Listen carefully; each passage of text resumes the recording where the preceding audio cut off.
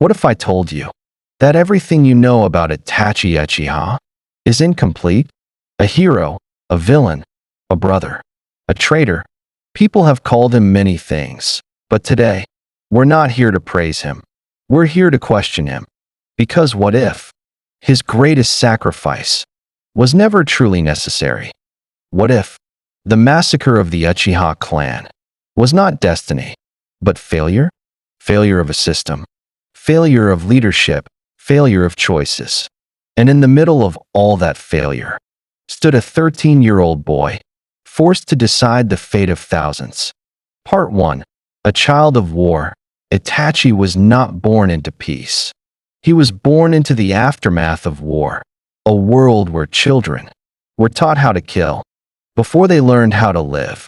At the age when most kids dream, Itachi witnessed death, pain, loss, and that moment changed him forever.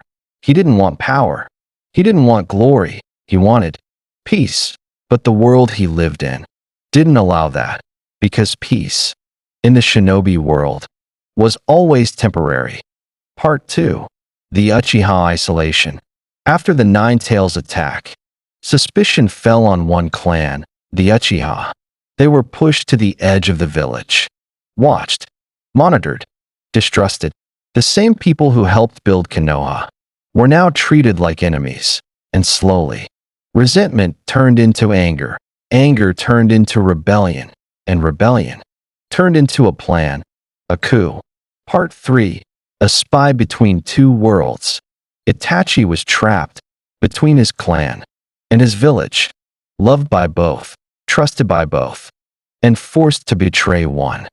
He became a double agent, a child, carrying the burden of adults, reporting the clan's plan to the village, while living among the very people he might have to destroy. And every day, that burden grew heavier. Part 4. Shisui's last hope. There was still hope.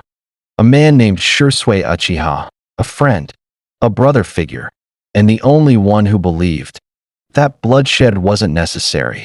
His plan was simple, but powerful. Use his mangekyou ability to control the leader of the Uchiha and stop the coup before it begins.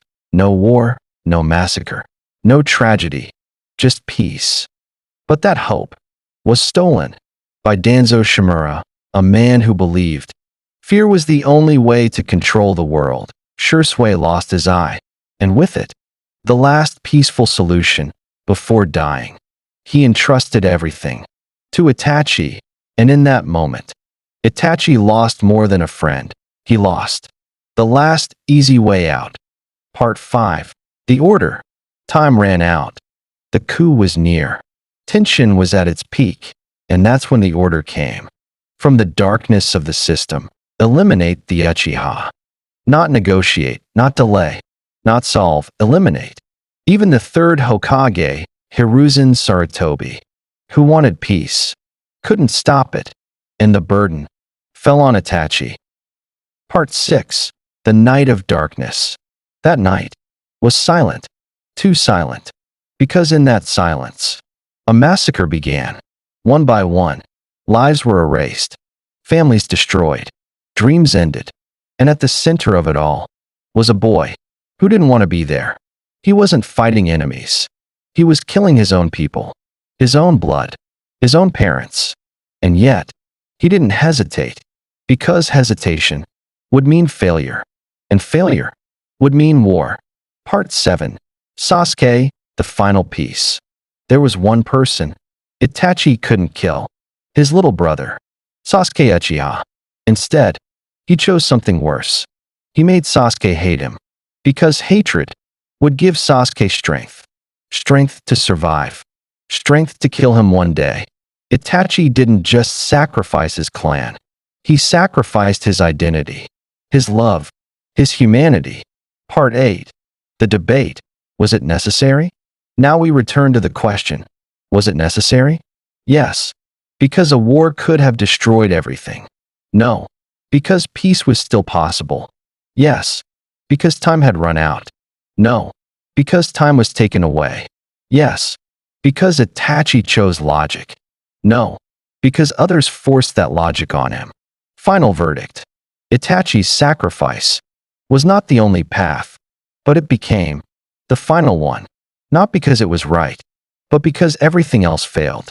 He didn't save the world. He survived it. And in doing so, he became its greatest victim. So tell me, was Itachi a hero? Or was he just a broken child, forced to carry a burden no one else had the courage to bear? Comment down below, because this story is not just about Itachi. It's about what happens when a system fails its people. Itachi was all alone. He had no one who can understand him. His best friend died. Just a broken child who took a burden on his shoulders. Itachi can choose a different path, like, instead of killing his own clan, he could wipe out the Leaf Village itself. But it would lead a great war. In that war, many people would be killed, and he didn't want that. There was no path left for him, and the time was running out. So he wiped out his own clan, but suffered so much. I hope you enjoy this type of videos. Subscribe for more.